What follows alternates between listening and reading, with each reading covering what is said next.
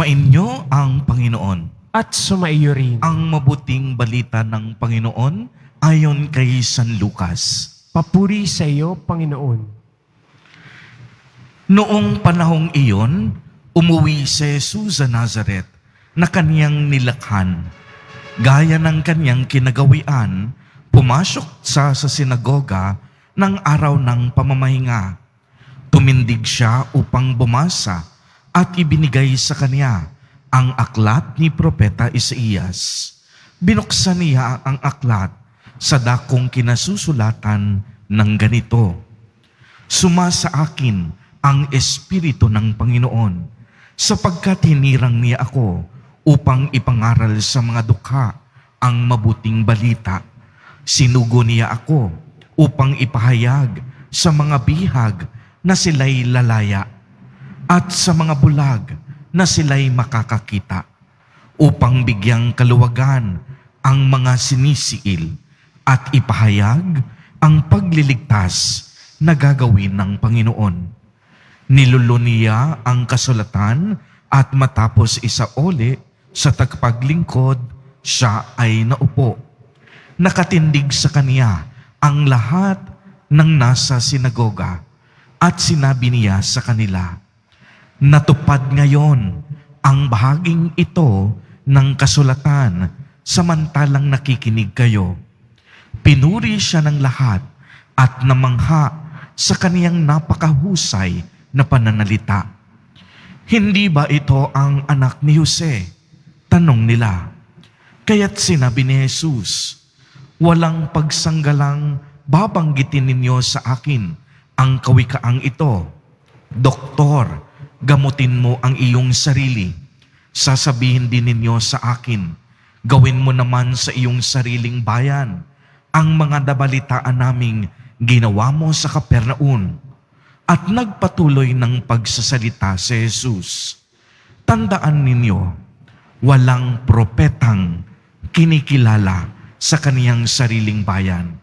Ngunit sinasabi ko sa inyo, maraming babaeng balo sa Israel noong kapanahunan ni Elias nang hindi umalan sa loob ng 3 taot kalahati at magkaroon ng matinding tagutom sa buong lupain.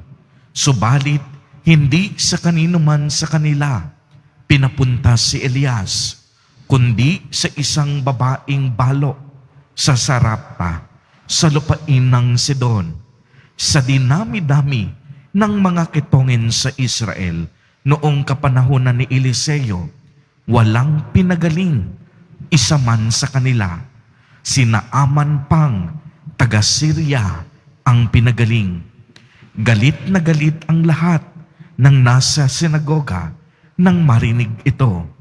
Nagtindigan sila at pinagtabuyan siyang palabas sa taluktok ng burol na kinatatayuan niya sa bayan upang ibulid sa bangin.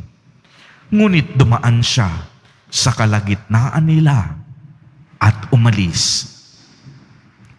Ang mabuting balita ng Panginoon. Pinupuri ka namin, Panginoong Hesukristo. Magsiupo muna ang lahat.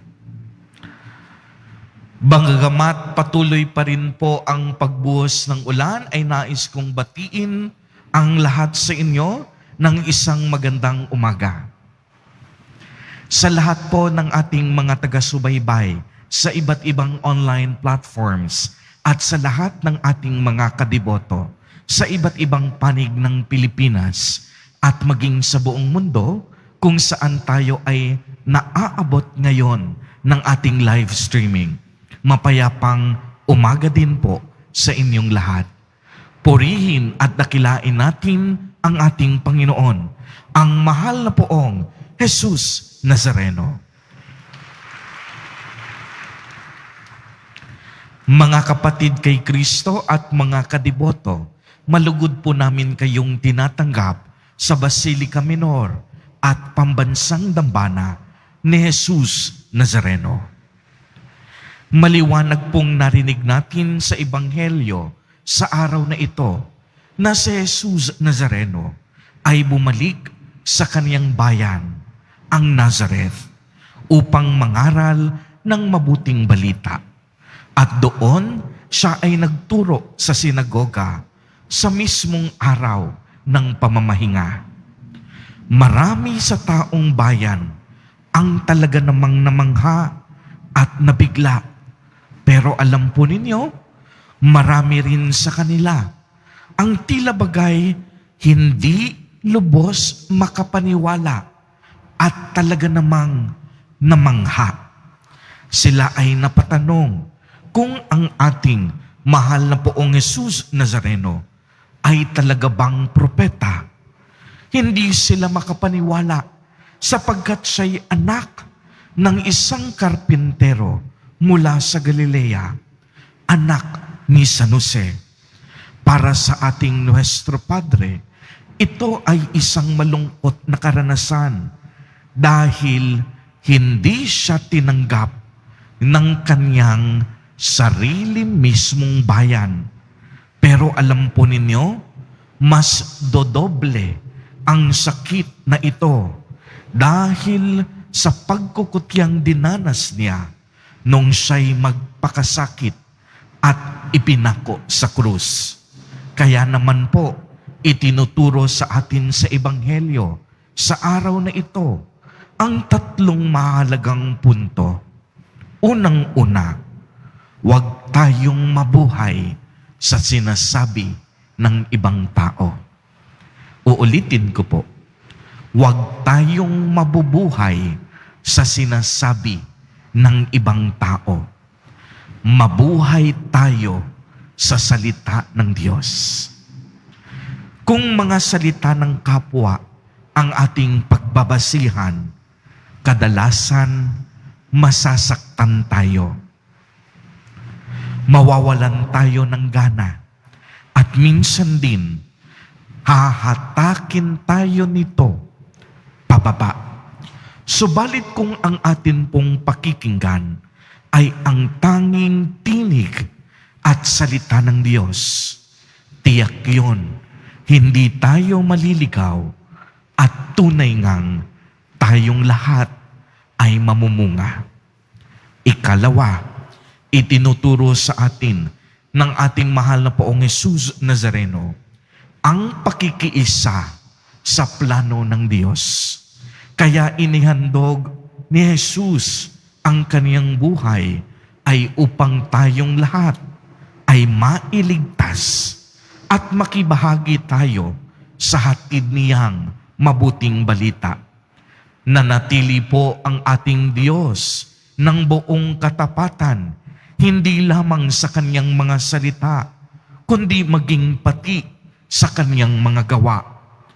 Ang pakikiisa sa plano ng Diyos ay ang magbibigay ng tunay na kahulugan sa ating mga buhay.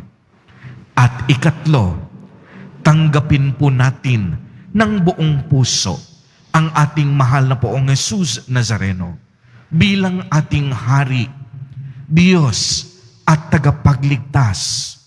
Marahil, marami pa rin sa atin ang kilala si Kristo, ngunit hindi pa rin natin siya pinapapasok sa kaibuturan ng ating mga puso. Ang ibig sabihin po nito, kung nakilala at kung may relasyon na tayo sa ating Panginoong Hesus, dapat lamang susundin natin siyang lagi. Huwag tayong mag-alinlangan sa kaniyang kapangyarihan at kabutihan. Huwag tayong magduda sa mga bagay at himala na pwede niyang gawin sa ating pang-araw-araw at ordinaryong buhay. Mga kapatid kay Kristo at mga kadiboto, sa pagpapatuloy po ng ating banal na Eucharistia, naway mas lalo nating makilala at tanggapin ang ating mahal na Poong Jesus Nazareno bilang tunay na anak ng Diyos Ama. Siya ang tunay na isinugo upang wag tayong maligaw sa ating paglalakbay sa buhay na ito at upang Siya'y ating maging tanglaw at inspirasyon sa bawat segundo, sa bawat minuto, at sa bawat araw ng ating buhay. Amen. Purihin at dakilain natin ang ating Panginoon, ang mahal na poong Jesus Nazareno.